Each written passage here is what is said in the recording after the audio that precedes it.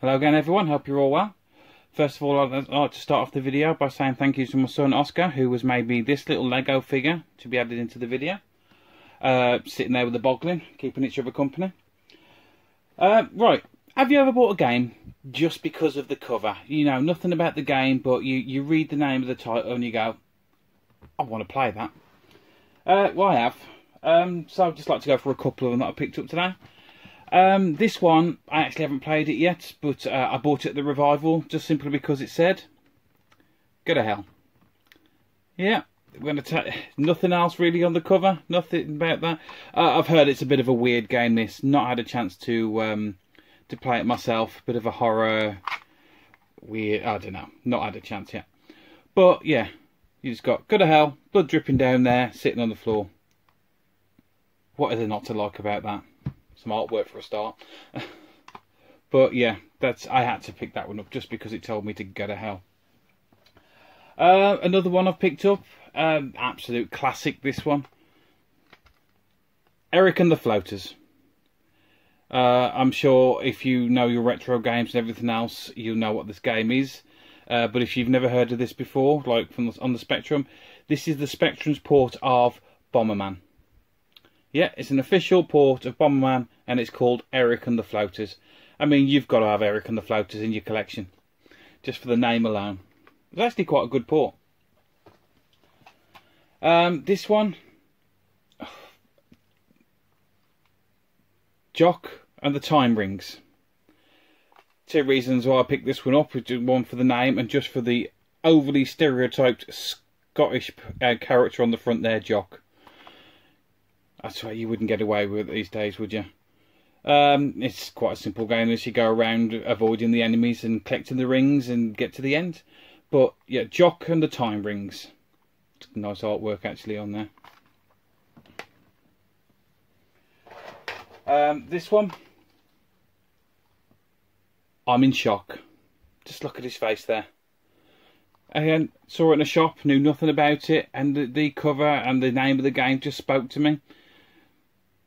16k game. Actually, I didn't realise this was just 16k. I'll have to put it with one of the other 16k games. Yeah, it's a simple like shooter game. You're at the bottom and you've got to shoot up to the enemies, but there's things in the way, so you have to ricochet it off different panels to kill all the enemies. Really quite a fun game, this one. One I would, if you've not played it, give it a go. Simple but fun. Had to include this one. I put a picture up of this a little while ago, and it's on the VIC-20. Again, another one you probably wouldn't get away with now. English Invaders. It's just a Space Invaders game which is designed to teach kids like verbs and nouns and stuff like that. But English Invaders. I'm sure quite a few people have been caught out with this one now, picking it up thinking it's a Space Invaders clone, and you end up sitting there learning. So that's that one. This one, I was convinced to get this one by Sega Zombie when I was at the Revival Festival. ColoWobbles. ColoWobbles. I mean, what is there not to like about that word?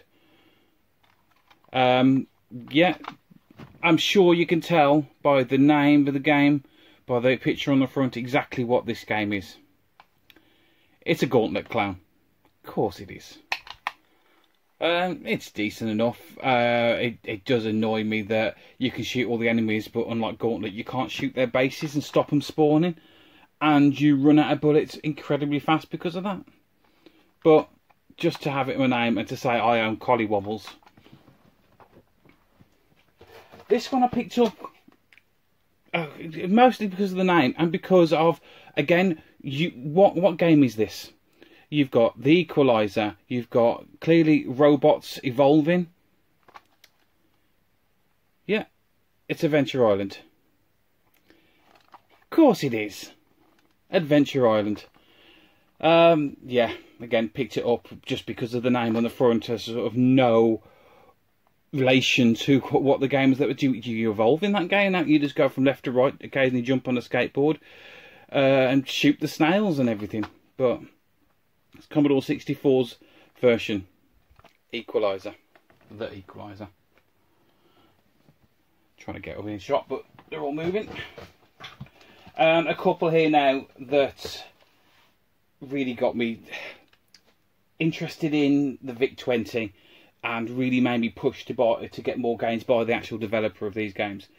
And this is the VIC-20 port of All Hell Has Broken Loose, Hellgate. It's just called Hellgate on the side. Jeff Minter, Llamas. He knows what he's doing with games. He really does. And he absolutely gets the most out of the unexpanded VIC-20. But yeah, again, artwork on that on the front, Hellgate. Had to pick that one up. But that one came with the next game, which actually made me start thinking about doing this this little video. And it's the first VIC-20 game that I actually bought and went out and going, right, I need that game. And it's Jeff Minter's Metal Galactic Llamas Battle at the Edge of Time. Yep. The best name ever for a game, in my opinion. Absolutely amazing. You're a llama that runs across the bottom of the screen. Spiders are coming down and you've got to spit at them, but you can only spit diagonally. And then you've got like a roof you can move up and down, which changes the angle. If they get onto the floor, it's harder to shoot them, but you get more points. Really good game. So I have that. I love the cover on this, and I've also got the Spectrum port as well. I think the VIC-20 one, to me, that will always hold a special place in my heart. It's like my first game I actively went out and searched for just because of the name. I didn't even know what the game was before I got the game. So yeah, Jeff Minter again, unexpanded VIC-20. Absolutely amazing. And these two I really, really love. So have you ever bought a game just because of the cover, just because of the name, with no idea what the game's about? To be honest, a couple of these, I still don't know what the game's about, but I'll still pick them up anyway. If you ever have, let me know in the comments below, and thanks for watching.